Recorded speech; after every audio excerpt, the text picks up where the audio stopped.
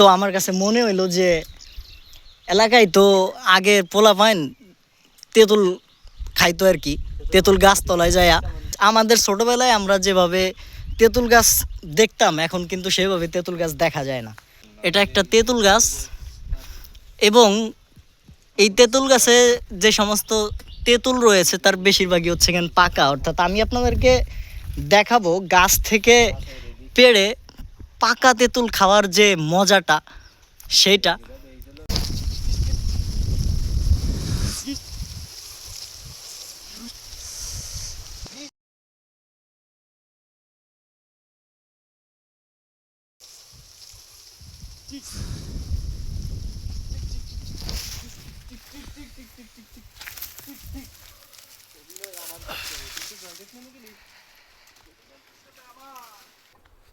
এই মনোরম পরিবেশের ভেতর দিয়া তেঁতুল গাছ থেকে তেঁতুল পাইড়া খাইতে খাইতে যাইতাছি।